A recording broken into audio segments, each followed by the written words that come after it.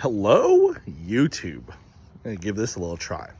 I've been meaning to make a new series. It's going to be called Budget Bike Reviews. Okay.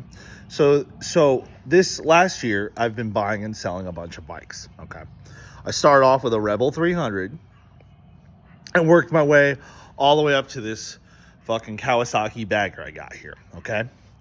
So, to commemorate, this will be my 10th bike I've sold, I'm going to start this series.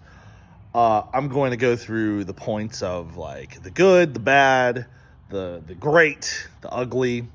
For the majority of the bikes I've gotten, they've been dropped at least once. So in this series, this will be the first episode of the series.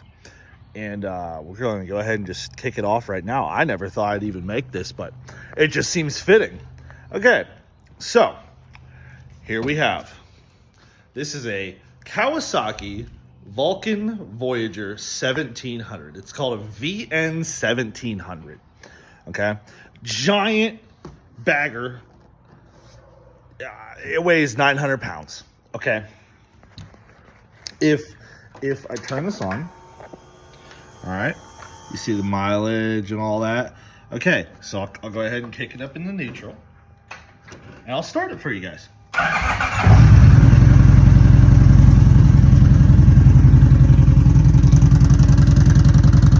It runs strong, right? Okay, so obviously it's a great run bike. I got this bike for $3,800 plus dealer fees. I got it from a dealer, a Harley Davidson dealership, probably about 100 miles from here. Their wholesaler shut down for the year, and I got it right at the end of October because someone traded it in on a ultra classic Harley, like a newer one. So given, they put themselves $20,000 in debt and only got like $4,000 out of this, I got the same bike. The exact same bike, dude sold it to the dealership for $4,000. They gave it to me for the trade-in credit plus like a $100 dock fee. So I was only in at like $4,000. Okay, so this right here is a $4,000 machine. Okay, the only thing it needed were tires, so I went ahead and got new tires.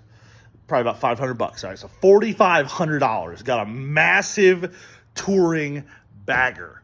Okay, well, I don't want to say I want to hate to see it go. So with this thing weighing as much as it does, okay, it is a whole 900 pounds with gas and oil in it. Okay, I genuinely did not like it at first. I hated it. I bought it.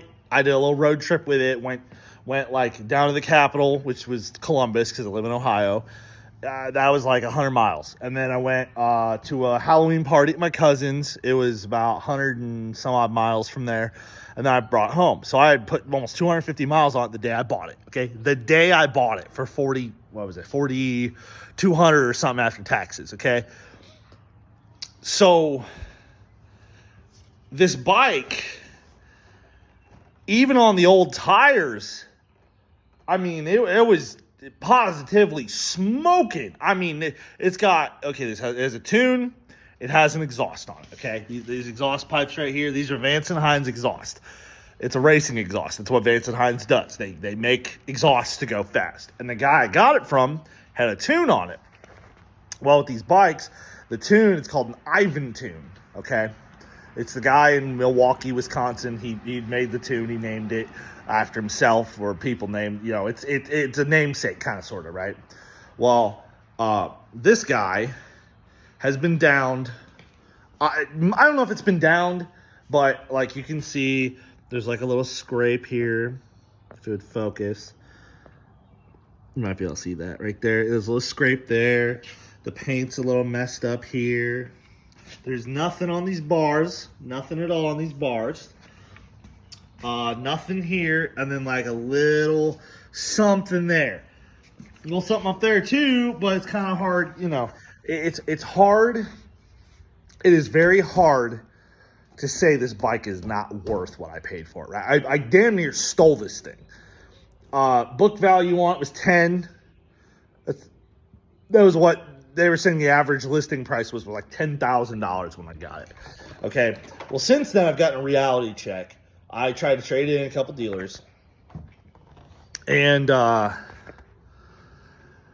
consensus is they give me maybe about $4,000 for it, right about what I bought it for, because that's the low retail. They said it needs some things. Well, mind you, I already put the $500 in tires, so I'm up to almost like $4,700. Add on your tags, your title, your fees, you know, insurance. Insurance is a big thing if you're buying used bikes. So this thing was $70-something a month. I came from having a CB500X, which I'll make a video about. It won't be nearly as in-depth. But I had a CB500X I was paying maybe, I think it was 40-something a month. And that wasn't bad at all, okay? So, yeah, this thing's it's all got match keys. I have a hat in here I'm going to give away to the guy that I'm buying my new bike off of. Yeah. It's a very tactile bike. It's got on the handle here. This one's all cruise. It's got cruise control and your dash display, all that. And then here's all your radio controls. And there's your radio. Okay, came with this phone mount. I haven't fucking touched it.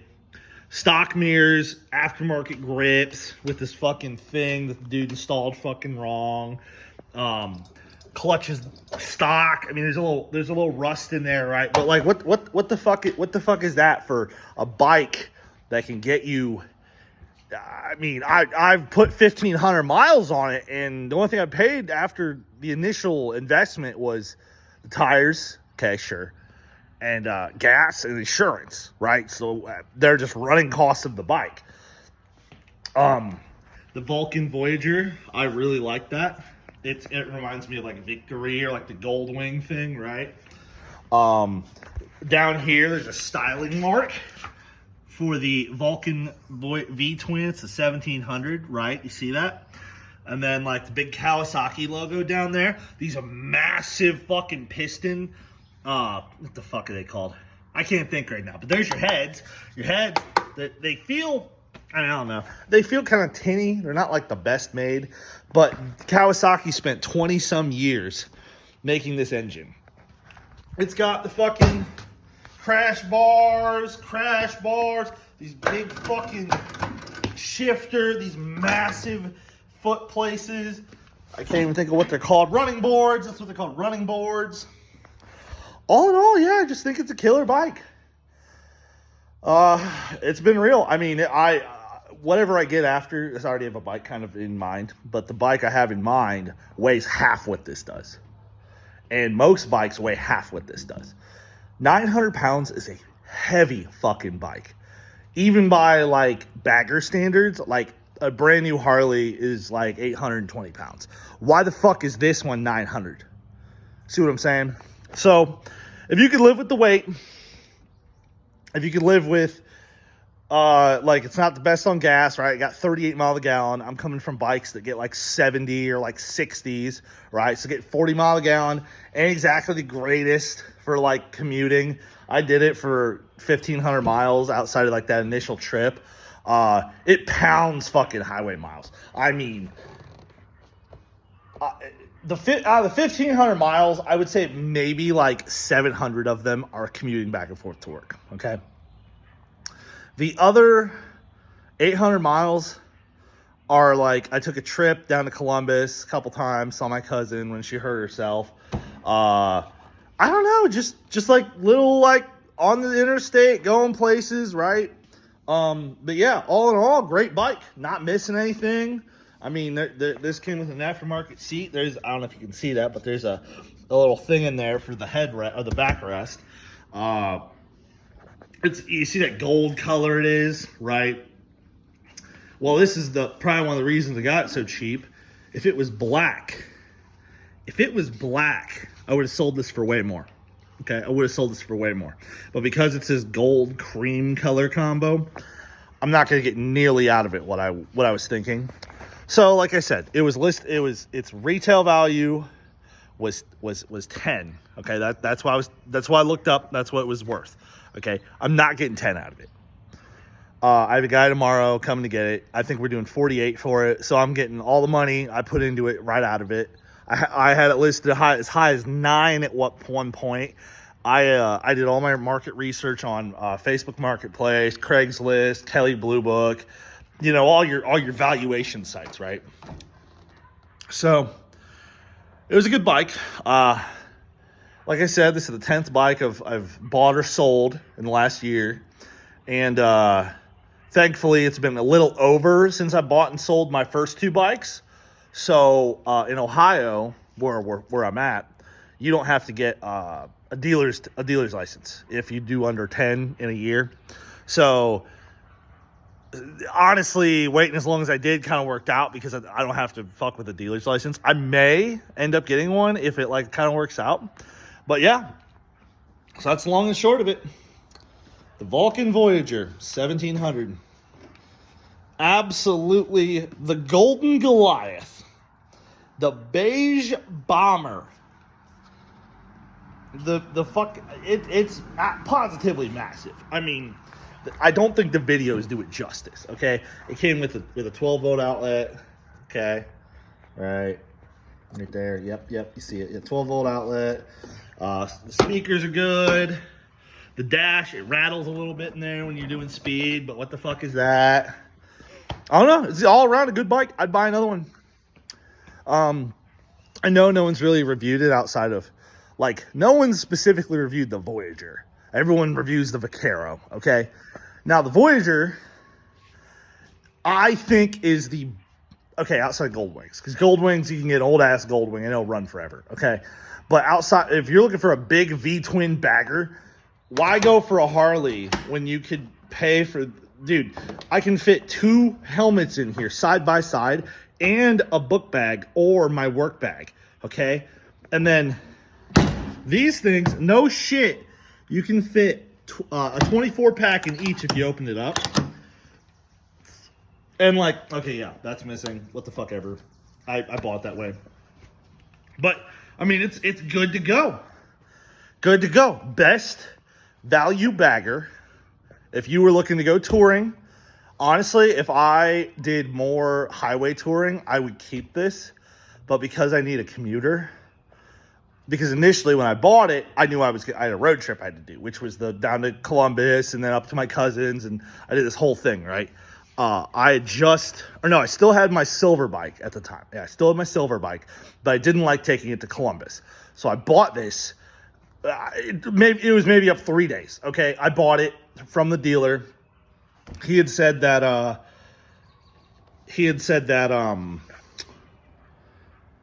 there were several people that had contacted him about the bike, some from even out of state willing to fly in to get it. Okay, I drove up, got it like the next day.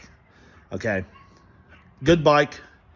If I had it my way, I don't think the Vaquero would be a much better ride, because honestly, like with a bike this size, you're gonna almost always have a passenger, okay? Like, because the engine, it's 105, 106 foot-pounds of torque with the tune on it, okay? With that much torque, it spins the back wheel of 2 people on it. I had one person on here one time, okay? And pulling out of my gravel driveway, given, yes, it's gravel, but I spun the back tire pulling out of my driveway. And I was like, holy shit, this bike is insane, okay? Like, yeah, the horsepower, maybe 80-some horse, okay? But a killer bike for the money.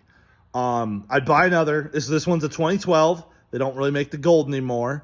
So if I get old man syndrome and want a bike that I had back in the day, I wouldn't get a gold Harley. I'd probably get another Vulcan Voyager. And yeah, I mean, I haven't had any issues. The dealer, they new oil in it. They did the coolant, and it was all worked into the price at that like $4,200, which I was kind of surprised at. But yeah, I think that's been a good little review. I will say the one complaint I have, this key right here, it's real fucking finicky. You just kind of gotta like, there's a certain finesse you gotta give it, and it just doesn't want to turn sometimes. See that? Like you gotta just push it in a little bit, and then it wants to go. But otherwise, it doesn't want to go. But I think that's more of this bike than the whole line. So that's the good. The great. I mean, like, so if I had to make a list, the great, lots of power. Relatively comfy if you're used to the seating position. I wasn't at first, so I was cramping and stuff, but I'm all right now. Yeah, lots of power, comfy, tons of storage. I mean, yeah, this thing holds fucking 2 helmets, and then, like I said, the 24 packs you can fit in the side, or any whatever. That's just me being a beer dude, throwing out numbers. Yeah, it's good with passengers. The radio, I mean, okay, that's probably one of the bad things. The radio, it's not the greatest. A lot of people put an aftermarket speaker, or they'll get speakers right here on their seats, and they come with a separate touring pack that you can get for these. Okay. So yeah, the radio kind of sucks if you don't have extra speakers. It was cool riding through like town doing like 35. But if you're doing like over 45, or if you're just hammering it, giving it all the gas you got, you will not hear the radio. Other bad things, it's heavy. I mean, that's definitely a point, and it's in the negatives. It's fucking almost 100 pounds heavier than every other touring bagger. Like, even the Gold Wings don't weigh this much, the new ones. Okay, and the new ones weigh more than the old ones. So I'm just saying, would highly recommend. And then I'll do one more thing before. This is my favorite part of the bike. Okay, this is my favorite part. So you see the lights, and then where the fuck is it? No. All right, you get it. Bright ass lights, and then it just turns on and off with a button. And it's got little storage compartments too. This bike, seriously, it's got so much. Like, just the wing itself is speedo, tack, temperature, gas gauge. That's all your mileage and stuff. It does your fuel economy, speakers, storage. That's my time to get the fuck out of the garage. It's been real, guys. This has been the first budget bike review. 2012. Where is it? 2012 Vulcan Voyager 1700. VN1700. Personally, I'd recommend it if you're a Harley guy and you're like, all I ride's Harleys, and you just want something bigger because you're tired of like your Sportster or your what the fuck, like your Fat Bob or something like that, and you just want something with a little more options. Honestly, not a bad idea. You can regularly find them. People are smoking crack with the price. I'm selling this one for $48. I think I'm giving a hell of a deal. I had it listed for $55. Yeah, and that's it. So there you guys go. That's my review. I'd say subscribe, but bro, I did Twitch for a while. Yeah, I did Twitch for like 2-3 years, something like that. And subs are cool, so go ahead and, hit the subscribe, join. I don't know everything I have. This is just going to be like a one-time upload for now. I'll probably, like I said, I'll probably do more in the future. I'll do my Rebel, my 500, maybe my dad's Harley. But I'll just have to upload pictures separate because, yeah, I don't really have, I don't have a lot of software right now. I have a computer inside. I can edit stuff. I haven't done video editing in years, but like I said, this is gonna be low budget, probably in production quality as well as the bikes themselves, just to keep it true to the content as we can. I'm recording this on an iPhone 13 mini, so if the camera quality is shitty, it's fine. All right, well, it's been real. I appreciate it. This is Ross Nader 1 signing out. Later.